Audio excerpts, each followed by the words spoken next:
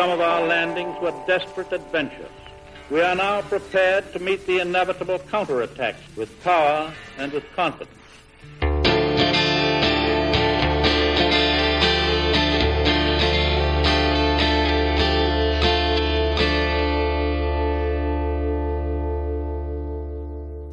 This is Gary Butterfield. This is Cole Ross.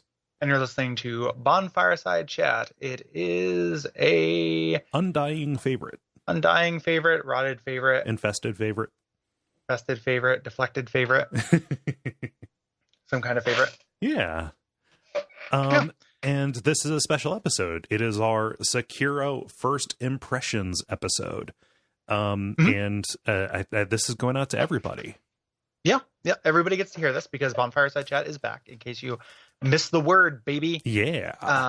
And we're starting our coverage of the new FromSoft game that is, like, definitively not a Souls-like, now that we have had our hands on it and stuff. Before we get into this First Impressions episode, we'll lay out a spoiler policy, because not everybody has the game. Right. In case you have not played it. We will, in this first episode, we're going to talk about just kind of initial impressions and mechanics. No real specifics about the plot, but maybe first impressions of the plot. Mm-hmm. So opinions and thinking of the plot, but not what happens in that actual plot. Right. Likely, but everything will be very light. Mm-hmm. We're just kind of laying out first impressions, so to give us time to make some progress before we start covering it and figuring out exactly how we want to cover it, because we'll get into that. I think that's going to pose a little bit of a challenge. Yes. As we'll talk about, because of how exactly how not a Souls-like Sekiro is. Right. We should have believed them. We should have believed. Well, I believe them. This is me sitting back and being like, nya, because I was like, oh, this, they keep saying it's not a Souls-like, guys. They keep saying it's not a Souls-like, but it's still being treated exactly like a Souls-like in a really weird way. Yeah. It is a Tenchu-like. Yeah. And so this is weird for me because I have not played a Tenchu game that was not on the PS1. So I've not played, I know that From developed one of those 360 era Tenchu games. Never touched that, really. So I'm coming into this with very little bearing. I think if we reduce the resolution by about 4 times, it might actually be more familiar to me in that respect. Yeah, I've not played a lot of the late Tenchus either. Mm-hmm. But even so, it's where to start. So I feel like Sekiro is very modal. No. In terms of it being very broken up into stage play and boss play. Mm-hmm. And stage play feels very Tenchu, even like PS1 Tenchu to me. It's like a similar kind of stealth. There's like a real similar emphasis on like verticality. Yeah. And getting the drop on your opponents and stuff like that. And I keep on forgetting that. That I can just go over.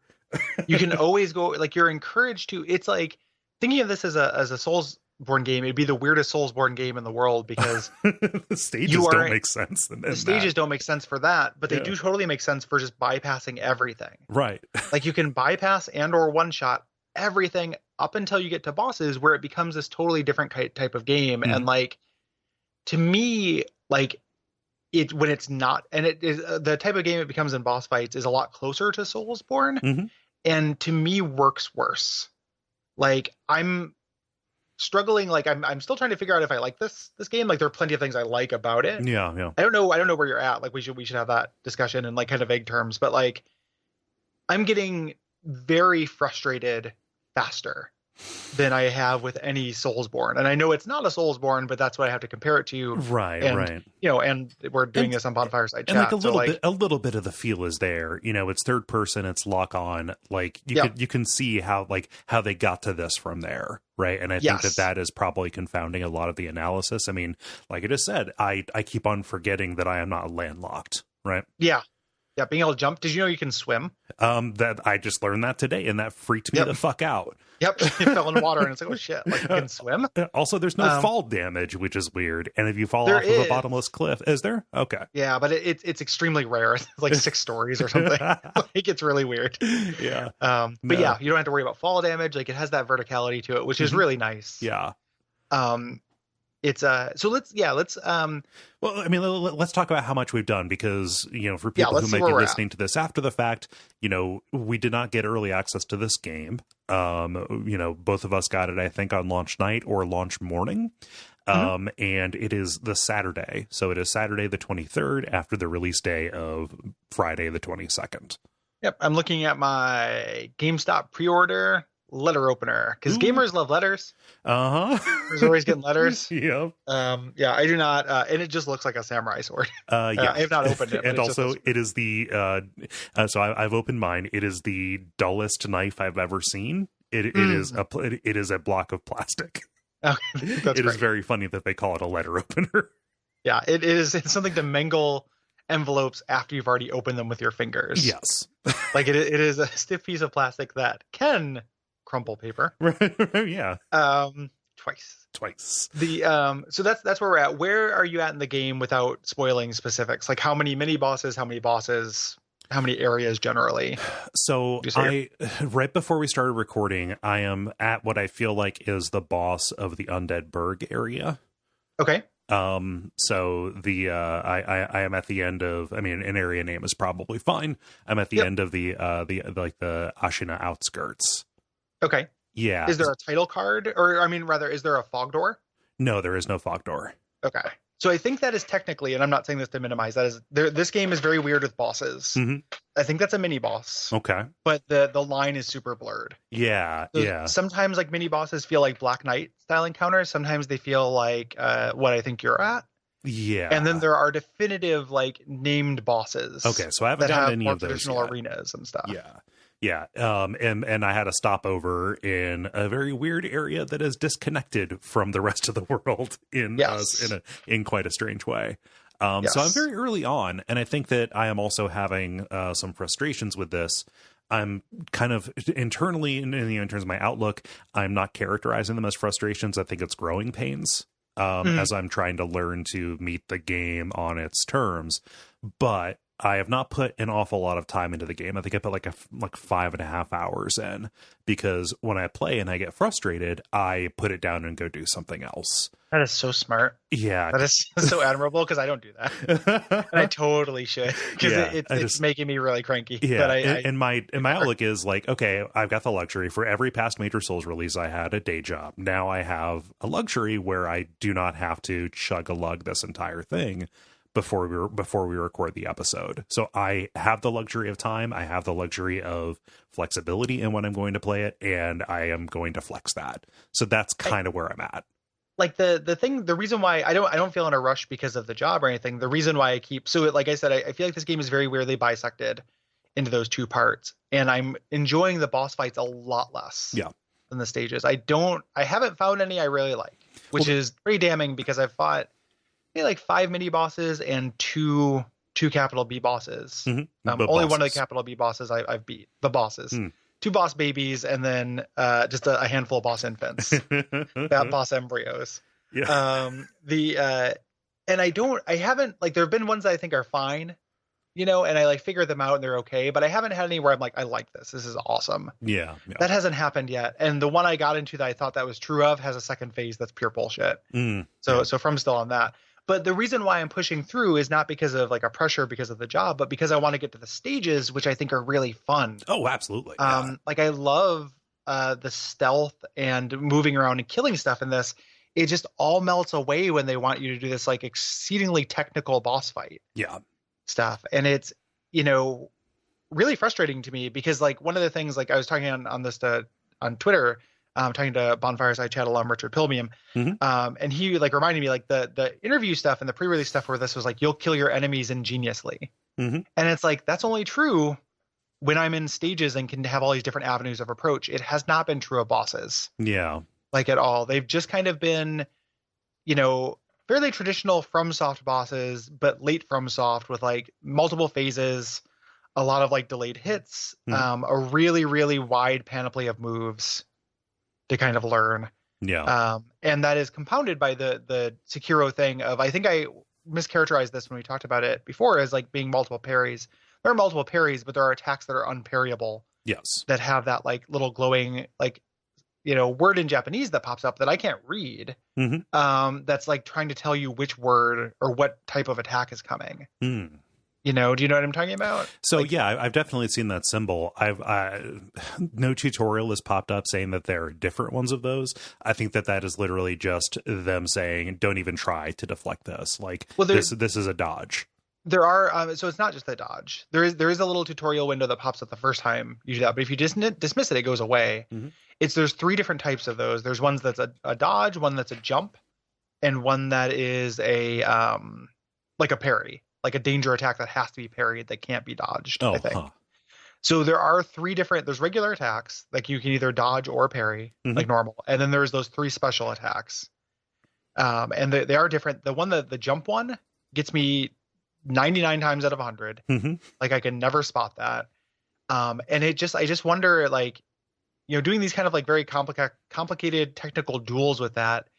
I just like, feels like a bridge too far right now, and I understand that's the kind of thing, like you said, like growing pains. Like at some point I might be like, hell yeah, like it's awesome that they varied that up and they made that so tricky initially. But to me, like in none of those fights I haven't felt like, oh, this would be too easy if I could just parry. Like parrying is already pretty hard. I think like it's not the most difficult thing in the world, but it's not like super easy. It's still risky. Like you still are like risking taking damage to do it. It still feels really good when you pull it off.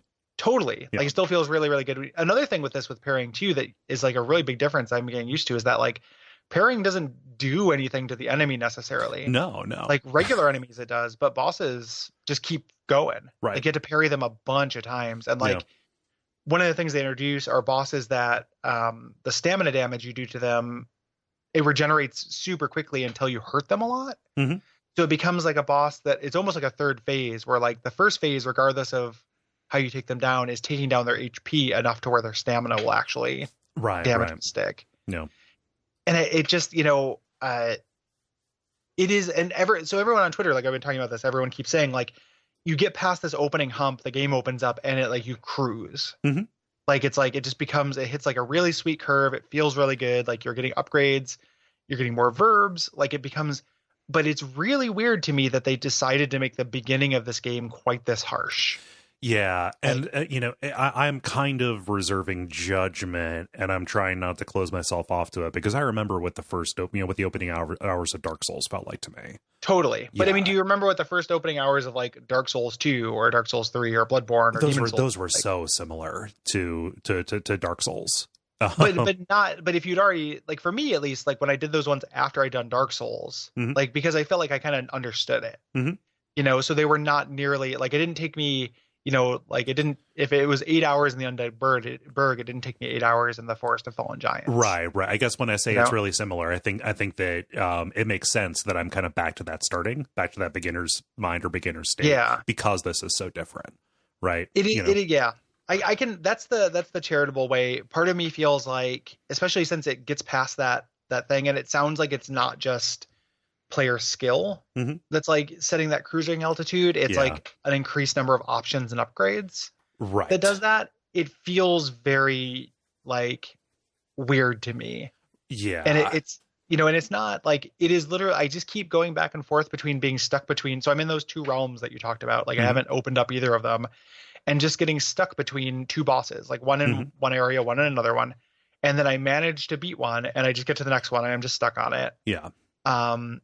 It's just going down really rough, and it's frustrating because the stage sections are just like singing for me. Oh, I mean, the stages are fantastic, and I love how short and brutal the battles with regular enemies are. Yeah, they're really fun. I adore it. Like it's really, really good. You can, if you it's doing stuff that you've never been able to do in Souls, which is like, if you fuck up, like you can regroup.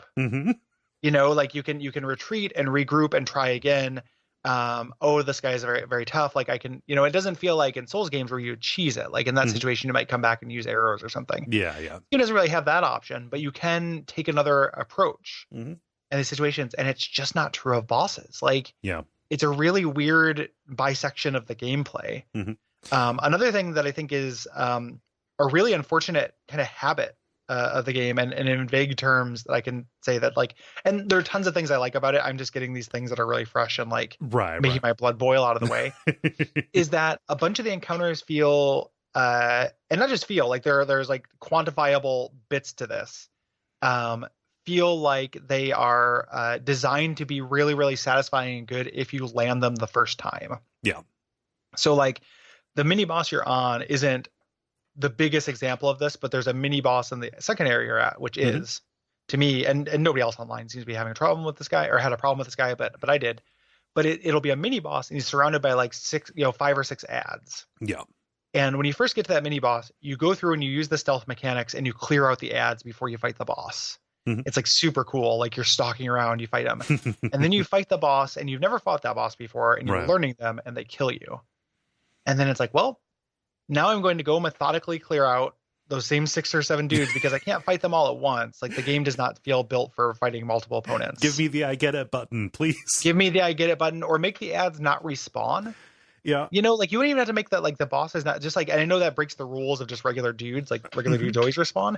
But they don't have to. You know, like you like, and it just means that like there's like a mini boss that, you know, must have taken me 30 tries.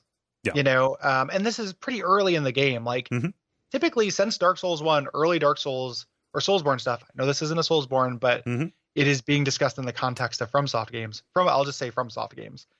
In FromSoft games, this early on, things don't typically take me 30 tries. Right. And this is just like a mini boss. And each try was methodically clearing out his surroundings.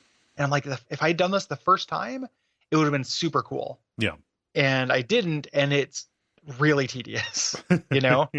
And there's another encounter that I don't want to spoil because it's actually pretty neat, and it's very similar, where it's like, if you do this the first time, super cool, but every time after that, like, it's just less special because, you know, I get it.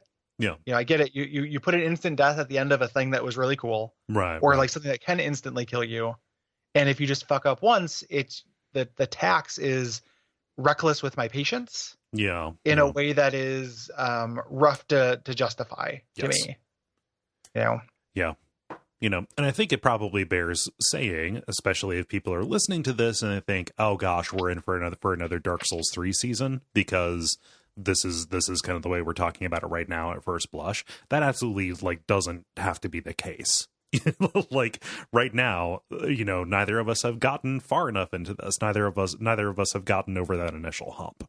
So I want to caution people who may be jumping into a, you know, Gary hates Bloodborne narrative right now. Totally. I'm very frustrated, which is real. And I'm not going to pretend I'm not frustrated, but I haven't, like, there's still things I like. I haven't made up my mind. And even then, like, you know, I don't know, like, there's no, for the show, and this has always been true, it's not like, you know, all those things that I felt about Dark Souls 3, I still feel about Dark Souls 3. We're all true. You know, I can't like say stuff I don't think is true about the game. So it's like I don't feel like the Dark Souls 3 season of the show is invalid, right? Because some people kvetched about it, you know, right? Like so it wasn't for everybody, which is fine. Like if I think that the people who want to hear this hopefully want to hear us, you know, our impressions and our like critique, like our talk, our analysis of the game. Right.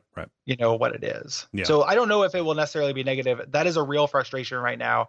I might hit a cruising altitude. And the only reason why I'm not talking about the stages and those being very, very cool so far is because we're not talking about those specifics yet. Right. But that for me is really where it sings so far. And I've been having like just a blast, like moving through those. Yeah. You know, exploring the crannies. I love the grappling hook. Like I love the verticality of it. There's a lot of hidden stuff in the stages. That part is extremely fun to me. Yeah, and something I love about that, you know, so we talked about, yes, you can always go over. Yes, you can always go up. The incentive to actually go into those buildings and clear them out is so huge because consumables matter like crazy. Yeah, I especially, well, I mean, I found that the healing ones do. For sure. I have not got a lot of use out of balloons and stuff. Have you started running into balloons? Yes. I mean, like those are like little temporary like item buffs, right? Yeah. Like I've definitely read the descriptions. I just haven't seen can't imagine a situation in which I would use them. Yeah. Something that is, again, subverting my expectations and kind of messing with the way that I play these games is the way that death is punished. Yeah. So, like, no corpse runs. That is super weird. And it's making me look at this game and actually play it more conservatively than I otherwise would. Just because, you know, in a regular Souls game, you can kind of be, you know, cavalier, right? Like if I die, I at least know that I can get to the place where I died because I just did it. Here, though, it's gone. And there, you know, I know that there are ways to mitigate that. In the early going, though, I'm dying, I'm accumulating dragon rot, and I'm not getting that unseen help that, like, dampens it. Yeah. Yep. You know. It's interesting, too, because everything. So, like, as somebody who, I've been talking about this online a little bit, partly because I haven't been able to talk about it in general, right? Like with you, like, we haven't talked about it yet. Is that every single person who is like trying to advise my frustrations away is saying be more aggressive, like do less of what you're talking about, right? Which is how I've been trying to be more aggressive with bosses, but also been trying, I had the same experience where it's like the ability that the reason I can lose everything and the ability to kind of withdraw and take a different tact on things has meant more careful play. And more conservative play, but you're kind of like, according to them, you're not really supposed to. Like that's what they're, and to me, the game is encouraging that. Yeah. But they're saying, no, like the secret is don't do that. Yeah. And it's like, I don't know what, exactly what to believe with that. Like, but the no corpse run things, like the dragon rot thing is really interesting because that is like a weird bit of signaling to me. So this is a base mechanic that comes up really early in the game. Right. Which is that you have a chance when you die, you have a chance of not losing anything. Otherwise, you lose half and it's just gone. The more you die, the less the chance that you'll get everything back is. Yes. Like it increases your dragon rot. That is, that's a real like poor get poorer mechanic, like punishing you the more you die. Yeah. It's something they haven't really done since Demon Souls. Like Dark Souls 2 does it, but you can ember up pretty easily. Yeah. In that game. But they also, weirdly, the things you lose are like points towards a level, essentially like a skill point. But once you get to that threshold, you don't lose those skill points. Right. And then money, which I have not found tons of use for yet. Right, so it's simultaneously like it presents as mattering a lot and then has not mattered very much. Right. In a way that's really kind of interesting. And I don't like, part of the remit of this game was to bring in like a new audience and bring in a wider audience. Like it's a weird signaling thing, right? To be like, hey, we made this game hard as fuck. The more you die, the harder it gets. Fuck you. Yeah. And also there's a little story twist. This isn't just a mechanical thing that makes you feel awful for reaching this state. Yep. Like I wasn't sure if you had gotten there yet. Yeah. Depending on, where, but that's there's a interesting thing about the story that this kind of hits. So there's more with that, that happens fairly soon, like within the gulf between when you stopped playing and when I stopped playing, there's more development with that. But that is pretty interesting. Yeah. Like as a thing, I think that's also a good segue to talk about like, so my understanding, and again, people obliquely hinted at this, is that this is them holding their cards kind of close to the vest. FromSoft has never before this game, I feel like, ever made a game that is this much of a straight putt initially. Oh yeah. Like this is the way this presents when you first start before there's any hinting that anything is weird is so fucking bland. Like I don't like when I talked about how we have to figure out how we're going to cover it. Do you feel like the stages and enemies have like a really strong identity in this game? Or do you feel like, hey, it's snow-covered pagodas and samurai dudes? I mean, because it definitely feels like the second to me. It feels like the second, but I know that there's gonna be a twist. I know it's gonna get weird and mythological. Like right. Well, there's tons of hints at that, like early on too, that are. But like in terms of like breaking it up for Bonfireside Chat, right? Right. Like if we just did like the first two stages, other than the bosses, how would they be different? As far as like talking about them, because there's not like the levels are much more playgroundy. Like being able to take it from multiple angles means that there is less of a like, oh, I see what this is trying to teach you. Yes. Like the enemy, it's much more like kind of sim like Like the Yeah. enemies all kind of work in a way, and you work in this way where you can approach them from different angles, and the way you attack them will change Mm-hmm. depending on things. It's not like Undead Burg, where it's like, here's two enemies standing with one enemy covering it with range, another Yeah. enemy jumps out from behind a bookshelf. Like Yeah. that felt like, oh, this is an encounter. Yeah, everything is on a track, right? And you're going to hit it. Like there are ways that you can angle for advantage, but you're still going to hit these in roughly a similar order. And sometimes there's not a way to angle it for advantage. You know, like Undead Burg specifically, or Forest of Fallen Giants, both, you know, or the Undead City or whatever the Dark Souls 3 one is called, the non-canonical one. Those are really designed not to, you know, like not to have that many multiple angles of approach. Like later they open up, but when you first start, it's like, hey, this is what we're trying to teach you. I'm not getting that from Sekiro very much. Right. You know? Yeah. So, I mean, I think it would be about almost like talking about arenas instead of going encounter by encounter, right? Yeah, it's very, you know, and I'm just thinking about like, okay, that first area that you're in, you know, what is there that differentiates it? Like there's a lot less, at least initially. And again, I have faith that this gets crazier. So like no one at me about this. Yeah. But what is there to like visually distinguish this? Like you kind of go through two different zones initially. And I've put in like, I really kind of poop socked it yesterday. Like I played a lot. Yeah.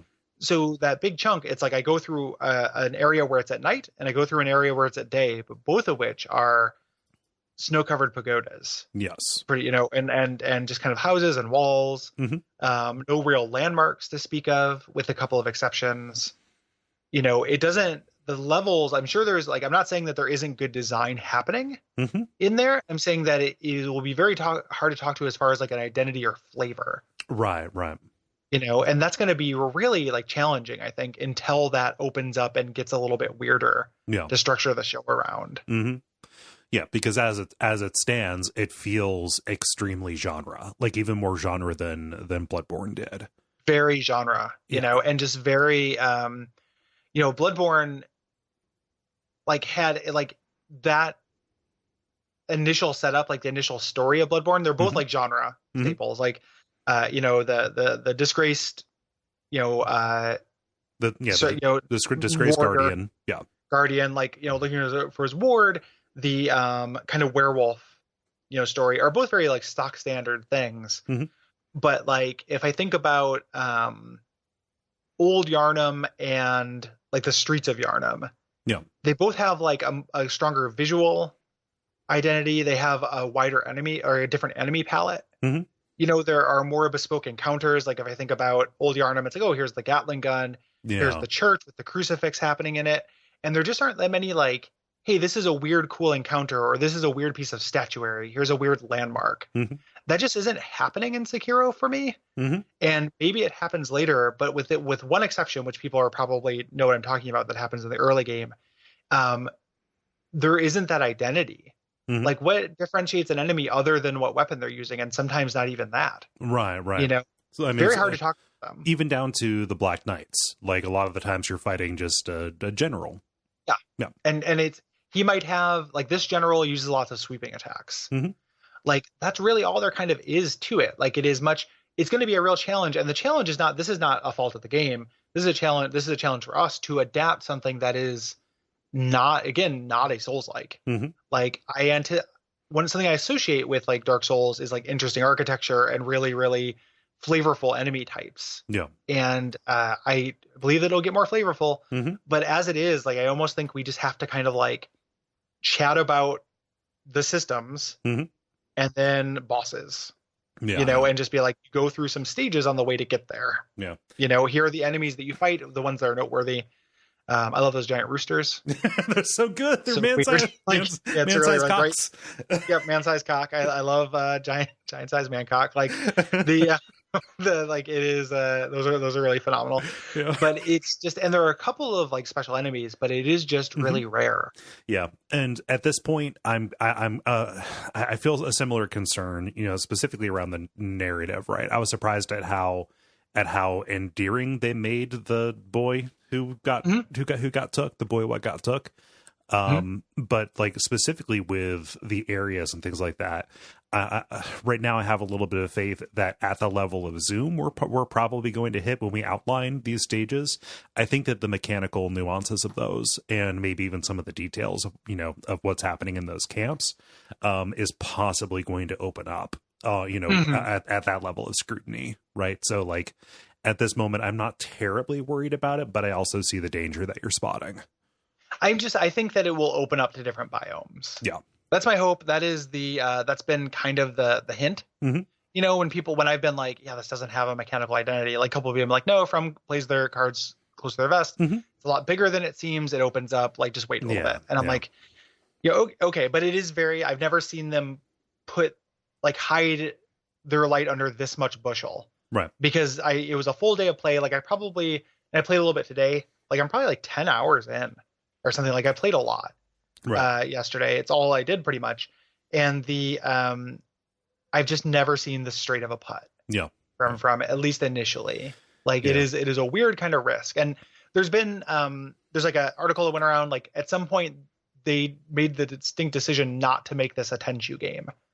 Like at some point they're like, we could have got that license, but Tenchu, the initial game, was made by a different studio. We don't want to be beholden to their lore and kind of canon. So they'll make this their own thing. But you can see them kind of like a little bit of that restraint maybe coming in these early areas, which could straight up be a Tenchu game. Yes. To me. And maybe that's literally what it is like the earliest areas in the game are the earliest ones designed when it was a more straight-laced plot, and then it becomes crazier. Yeah. Something else that's going to be a little bit different for us is, I'm going to say this, and the sentence has two meanings, and I'll explain that. It has more direct storytelling.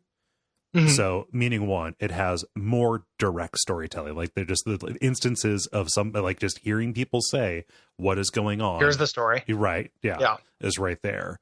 And when they do it, it is more direct. Like there are cutscenes, there is dialogue as you're like walking through areas with folks. The eavesdropping, I think, is a really cool system. Like I was like, oh, that's a really neat way for them to do this. Great. Yeah. It is just at this point, again, in the early hours, first blush, it feels like it is not going to be as elliptical, minus again that second weird area that is disconnected from the rest of it in a way that makes me feel even that though, like that's going to tie together with where we're at. That doesn't seem that weird, at least in the early going. It feels like we could summarize for where we're at in the game. We could very easily summarize the plot of Sekiro, and there isn't a lot of like future casting in it. So like something that has always happened in From games are like references to things that come later. Yeah. You hear about Gwyn like immediately. You hear about like almost everything. Like the opening cutscene of Dark Souls, here's all these things that are ahead of you. Yeah. Sekiro has not really had that. It's much more like cinematic and less kind of laying out a mission statement. And you're not finding items that reference like mysterious characters and places the same way. Like I agree. Like it doesn't feel like, at least here, like, and this might change, it doesn't feel like there are tons of dots to connect. And again, like I'll point everybody towards the title of this episode. Like this is first impression. So one of the things I am sensitive about with the season a little bit, because, it can be a frustration, is just that kind of like, taking this as anything other than like impression. And then also, we talked about this. We talk about this on other shows and stuff. Like they use a kukri thing. Like in Dark Souls 3 season, it was like, man, Nameless King is a real bummer. There are too many phases. Like there's two phases. The first phase is just an Estus tax. Second phase has too many moves to memorize, like, and does too much damage when he hurts you. That's really annoying. And people just being like, well, you just use a kukri. Like, just like for people listening, it doesn't feel good when somebody is frustrated by something to just tell them, well, just do this. There's like an implied idiot at the end of that, whether you mean it to be or not. Like, just do this. Like, it's not hard. Right. And that's, I can't believe you're having trouble with this. I can't believe, it's right there. It's right there in your inventory. It's a very frustrating, like, feeling, and then it doesn't really address the criticism, because if it's up to the game to signal, like if it's a puzzle, if there's supposed to be a strategy, like it's the game's kind of job to signal some of that. In just using that Nameless King example, I have at that point in Dark Souls 3 maybe 10 things I could throw at an enemy. Am I just supposed to go through and try all of them, until I find one that works, when that has not been a thing for any boss fight? Like, yes, when you run up against a wall, you try new things in Dark Souls, but usually it's not quite that, quite that like inventory based. Yeah. Right. Yeah. So like, look at this is a first impressions thing, like honest first impressions. It doesn't mean it won't change. It doesn't mean that we have perfect knowledge of what comes later. I also like when I say like, man, these bosses are really frustrating to me. Like, it's not useful to just be like, well, it's really easy if you just do this one weird trick. Right.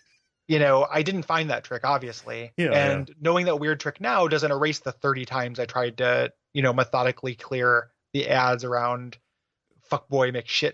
Fuck. Like this guy who I hate, my least favorite like encounter in the game so far. It's just like that frustration's already there. So yeah. It's not helpful to try to erase it with like, a tip, pro tip, and to go a little bit more into, I guess, basically coaching people how to interact with us online. And I guess like, that's not really what I mean. It's just like, I would encourage people to like, I guess like have a little bit of sympathy and just realize like, in case you don't know, like if you don't care that it's frustrating to hear that kind of thing, that's a choice you can make. But if you don't know that it's frustrating, how would you know unless somebody told you? Yeah. So it is, but part of getting that kind of thing is it's a little bit like, okay, I understand maybe they're trying to help, but there's a reading of that, and there is also a possibility, and we've seen this where it's like, oh, your criticism is invalid because of this corner case that you just didn't explore.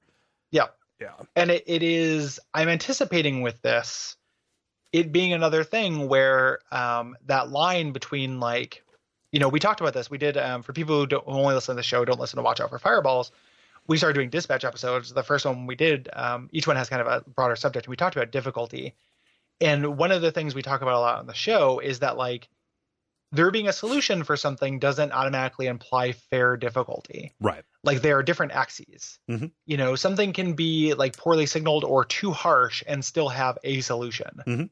One of the things I keep finding in Sekiro is that like bosses and mini bosses oftentimes will do 50% or more health on a hit.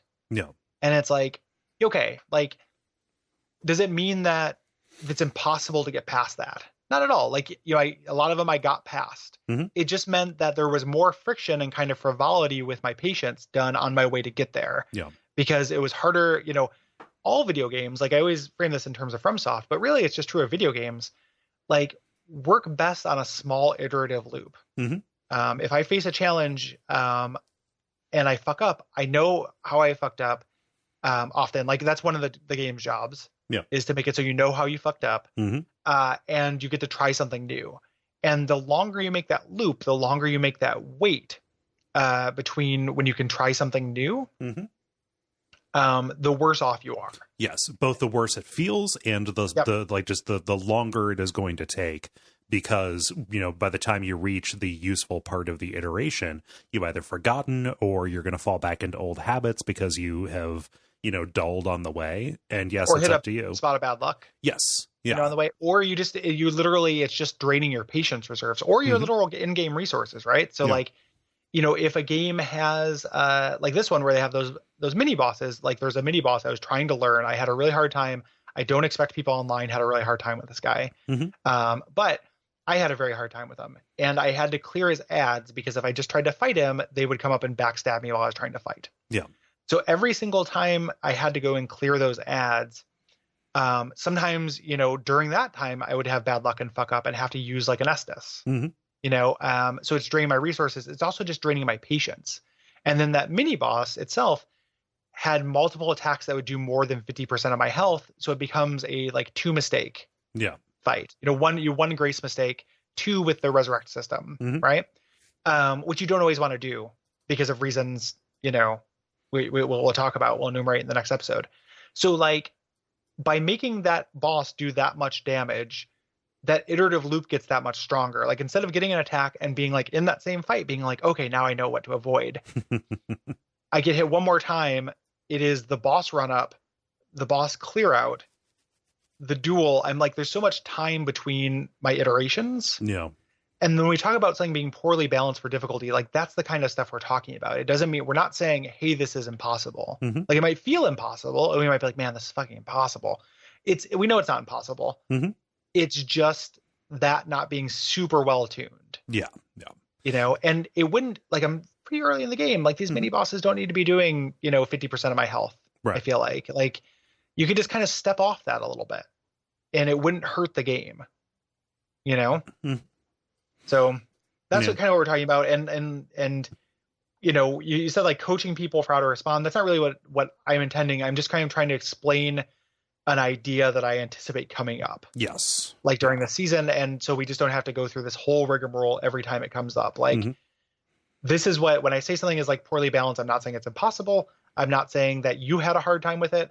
I'm saying like, maybe this wasn't tuned perfectly. Right. Like, and games do this all the time. Like, games adjust this shit. We recorded an episode on Dead Cells as well, and they put out patches to like detune this shit. They're like, yeah, man, people hate fighting this end boss. Like, we fucked up. We're going to detune it. Like, right. FromSoft, is not faultless. Like, they are not perfect. And every single time they shoot an arrow, it doesn't mean that you need to draw a bullseye around what they hit. Right. It's possible for them to be like, or just, or for me to think that they didn't tune something right without it being either me, us like being wrong about it, or just not knowing the weird trick. Yeah. Yep. So we're going to run into that. In my experience, at least so far, the bonfire placement has been pretty generous, actually. It's actually really great. Yeah. Better. Yeah. It's very generous, which I love. There's only a couple of boss run-ups that I found that have been obnoxious. Most of them have been pretty good, which is good. The one that I keep talking about is the one that has the bad boss run-up. Yeah. But the most of them have been really, really good. Yeah. And there's, again, I can't wait to kind of talk about that time in the stages, which is really, really positive. I know I'm coming off as extremely negative about this game, but like the exploration and regular dude combat is really fun. Yes. And I kind of love it. I just wish that I loved the boss fights a little bit more. Yeah. I love getting new shinobi tools. Yeah. Like that's like I get one of those and it's like Christmas morning. Like I can't get back to the sculptor fast enough. Yeah, it's pretty cool. Yeah. Like, and they're useful and stuff. Like I wish that the resources for them just refilled. Yes. Without it being a consumable, without it being a blood vial. Without it being a blood vial, like you have not learned from blood vials. It's a lot better because you need them less than blood vials, but right. It's still like it wouldn't have hurt to make those just refill. But the tools themselves are really interesting and useful. And nothing obviates anything yet. Right. I found there's one tool that is very much a lock and key. Like, this is the tool you use for this thing. Right. And that's a little bit disappointing, but most of them have been pretty versatile. Tons of flavor to them too. I haven't found a lot of use for it, but even just the one that throws the firecrackers, like I love that thing. Yeah. There's a very specific use for that. Yeah. And I'm glad you found that before you found the use for it. Okay. Because I didn't, and it was frustrating. Yeah. But that was my fault for not exploring well enough, because that merchant's kind of hidden. So yeah. Oh yeah, he absolutely is. And also it's pretty expensive. I based on an eavesdrop that you get in front of the guy, the mini boss that I'm fighting right now, I thought that was the key to take him down. And it's effective on him a little bit, but it is not necessarily the thing that they were talking about. So I saved up the money and went and got it. Yeah. Yeah, it's weird that that's the hint that merchant is before that boss, because there's definitely a boss later that it's very definitively the hint for, and then that hint I don't think is handled super well. The hint before the next the boss that I think that item is actually useful for. Yeah. So yeah, it's interesting. Like, all that stuff is not necessarily perfect. Some of it is very cool though. Yeah. And just the fact that I missed that merchant feels really good. It makes me think, like, what else have I missed? Oh, yeah. Which is a good feeling, actually. Like, I want to go back through these areas with a sense of mastery and increased power, where the mobs, pose no threat, and I can just kind of explore. Yeah. And that's on my to-do docket. Yes. And I'm very excited to do it. The NPCs are really good and numerous as well. Like, they've got their own little stories. They've got their own little personalities to them. Yeah, it's interesting. It defaults to Japanese voice acting, and so far that's like, I was a little skeptical of that just because I didn't want to read during boss fights. Like, not because I thought the voice acting would be bad, but because I was like, oh, like, bosses tend to talk. Yeah. In these games, can I handle that? But I'm really happy that I stuck with it because it's adding to the kind of immersion and the flavor. Yeah. And then also the voice acting is really good. Yeah. So I switched it over to English because I'm listening for audio clips that we might want to use at the beginning of episodes. Yeah, that's smart. But even the English voice acting is pretty good. I believe that. Yeah. Yeah, there's a lot that I really love about it. Yeah. It's just the thing that I keep thinking about is that like I'm on, the third mini boss in the game and I'm pulling my hair out. Like, what is the ONS for this game going to be like? Yeah. Like that's the thing, that's the anticipation and the anxiety I have. And it's also dovetails into the anxiety I had about this game in general after the Ring City. Right. Of just being like, oh, this is from now. The Ring City, and then also the chatter the coming from about how this is going to be our most brutal thing yet, etc. It did not inspire confidence. And it is so far, at least for where I'm at in the game, their most brutal thing yet. Right. Which is, a little bit disheartening. But again, like everyone is saying, like, no, you reach a cruising altitude. Like it just has a really weird difficulty curve. Yeah. That dread is there, and it's a little bit hard to have faith, not impossible, a little bit hard to have faith, additionally because there's not a direct way that I can see that you increase your avatar strength very much. That's a thing too. Yeah, it's the fact that it's not really an RPG is really, and cutting out multiplayer, right? Yeah. So like I've definitely run into bosses so far that like, oh fuck, I would have summoned for this. Right. And I get why there's not that. Like I understand that this is supposed to be a much more like kind of crafted, it feels like, experience. Like, and I'm glad that there isn't the balance for multiplayer that the game did. I'm glad that like you don't, they're gonna buff the shuriken launcher right. or and debuff the flame launcher, like because it's too good in PvP. Like that would be annoying too. But at the same time, like all these tools for kind of mitigating challenge and setting your own challenge are gone. From the game. Like now it feels like it is find that weird trick. Right. If you can find you can find the kukri, you can get through the game.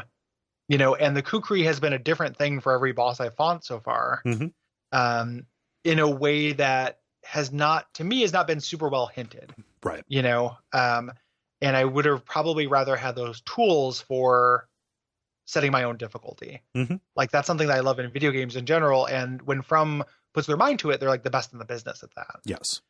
When they decide that's not a value or that they have a very bespoke experience they want to give you, it's a lot trickier. Yeah. I think. And again, to kind of plant our flag here, we may be like just before one of those mechanics avails itself. Like there could be like somebody who shows up back at the dilapidated temple and says, "Yo, I'm here to help you select your difficulty." Yeah. Or I'm here to help you with avatar strength. Yes. As is, there's a thing that's very similar to heart pieces, in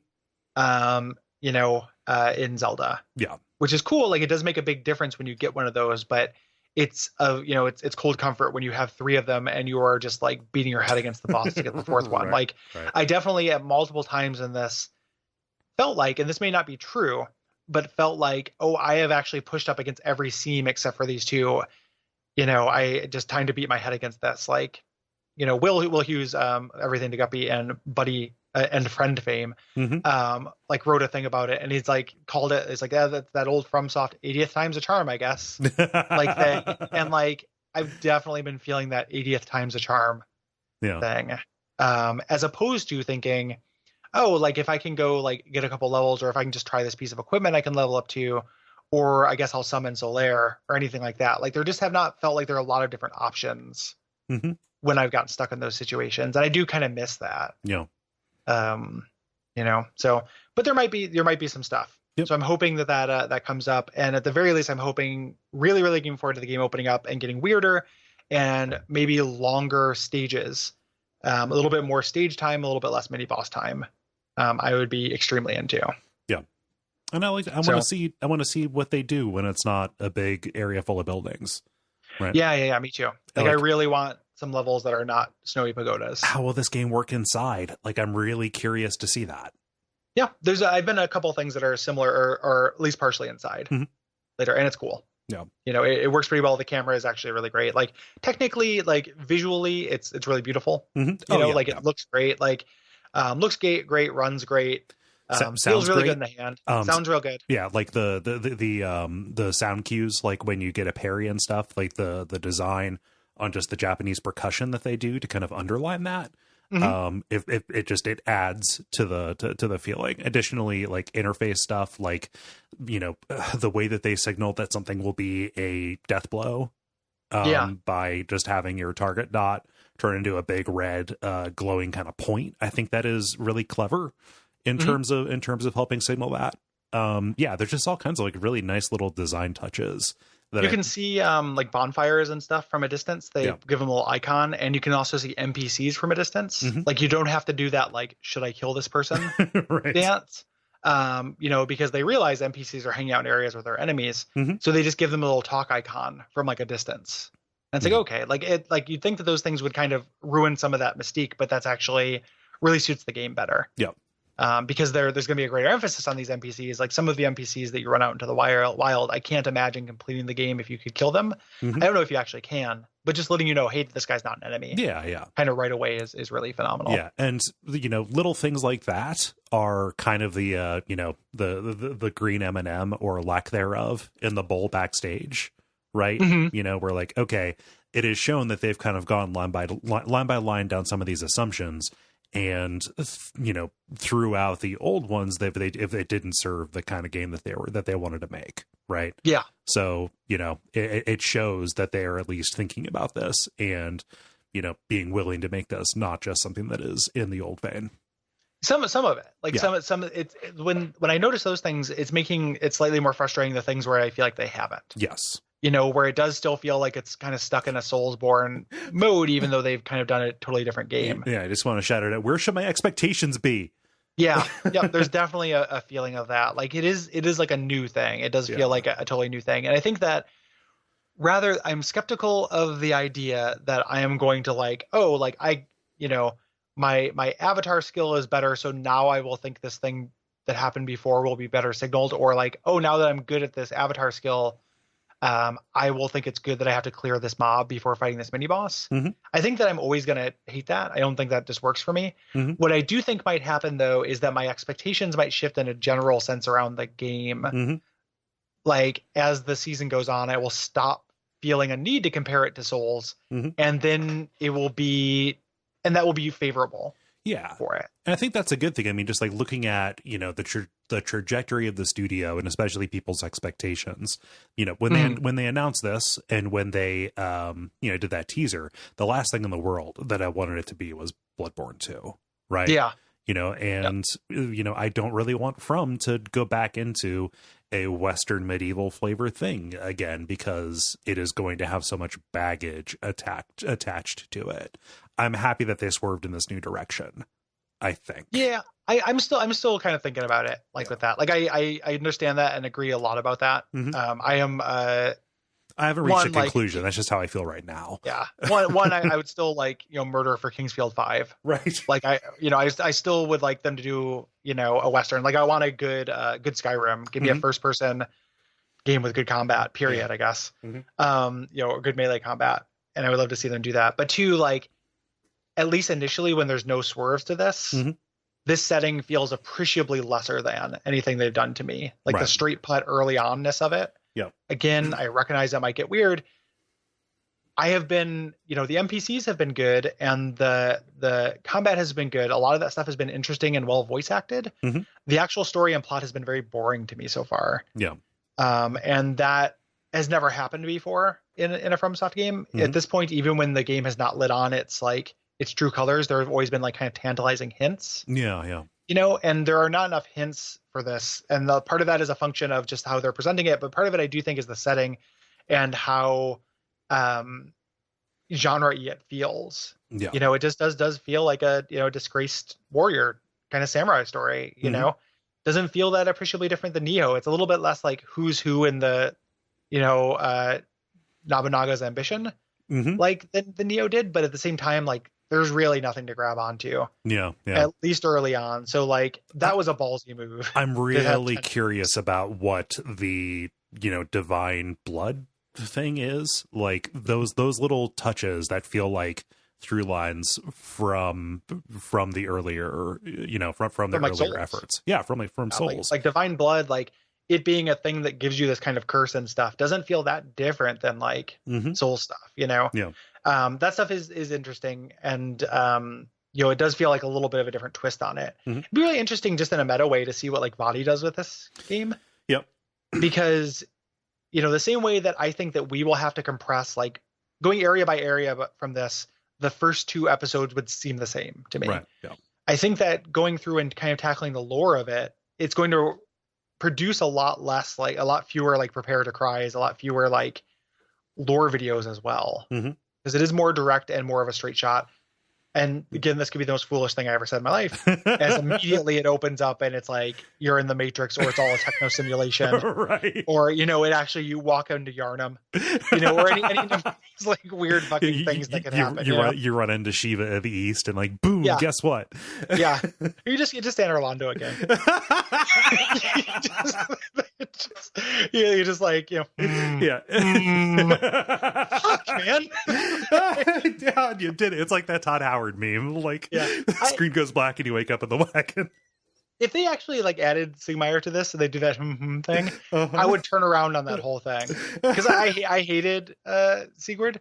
But the you do it a third time, I'd be like, you know what? You got me. This is like that Austin Powers joke where he has to pee, and he first starts peeing and he pees for a while and it's not funny. Yeah. But then he pees for a really long while and it kind of becomes funny again. Yep. It'd be like that. Yeah. That'd be amazing. And all of this is part of the fun of doing a first impressions kind of thing, right? Because people who know where this goes, people who have mainlined it more than us, they're pulling their hair out like, oh God, if only you knew. Like, part of the fun of this is saying some absolute wrong shit and having it on the record. So including some of those complaints. Like, I am willing to open again. I don't think it's ever going to be good that you have to clear the ads, but I think that it will maybe cease to be as big a deal. Yeah. I'm just feeling some frustration.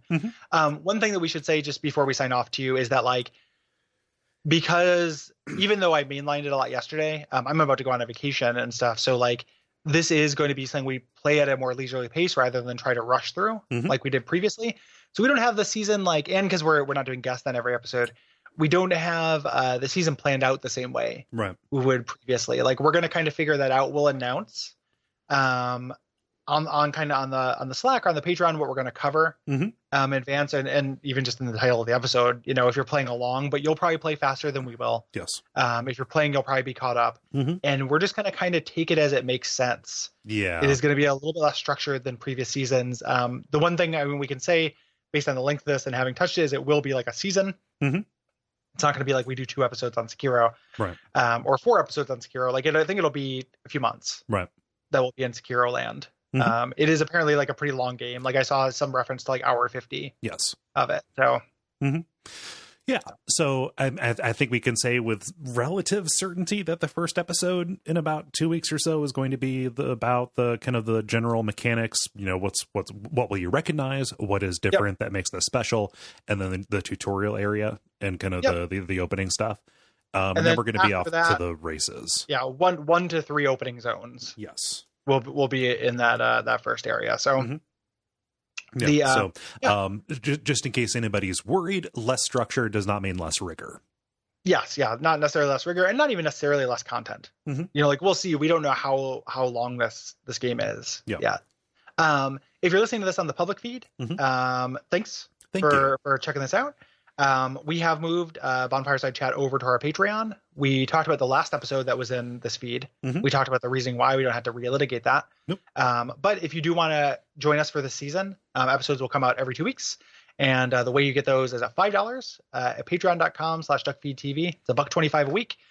Those stay up on there. So let's say $5 a month is unaffordable. Like, we're not here to tell you what $5 is worth to you. But if you put aside, if you do that once, you'll get the back episodes. So if you wait 2 months or you wait until the season's over, throw us $5. All those episodes will be there for you. Yep. They're not going anywhere. Yeah. We built that in. We expect people to do that. Consider it like, for people who read comics, it's like trade waiting. Exactly. You can wait for the trade with Bonfireside Chat if you'd like. That won't hurt our feelings.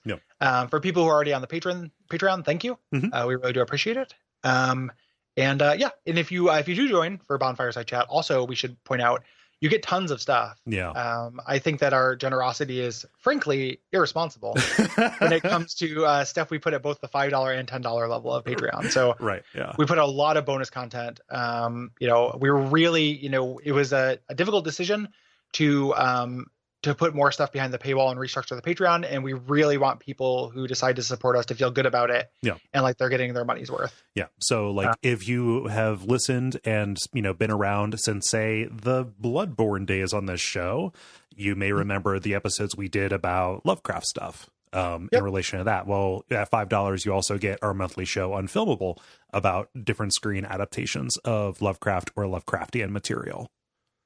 Yep. So if you do come over from Bonfireside Chat, please check out what else we have on offer. Mm-hmm. Even if it's just like watch out for fireballs and Abject Suffering in our regular shows. Yeah. Or you can just listen to Bonfireside Chat. Yeah. We're not here to tell you what to do with your ears. Yeah. So wash them. Well, just that's more of a comfort thing for you, Yeah. And for anybody who might be kissing your ears, man. Well, like it. I guess it happens. I wasn't imagining like a nibble kind of thing. I was imagining more like oralingus. Yeah, like Mr. Quimper like comes up and just lets out his weird serpentine unnatural tongue. Right, like that's what you're thinking of. It's just Gene Simmons. Gene Simmons ear lobotomy. Like. My beliefs are repugnant. Welcome to my love gun. We're Gene Simmons ear lobotomy. 1, 2, 3, 4. Yeah. Gross. So come for the gross goofs. Yep. And to get mildly frustrated with us for having a hard time with bosses and on Bonfireside Chat. We're back, baby. We're back, baby. Umbasa.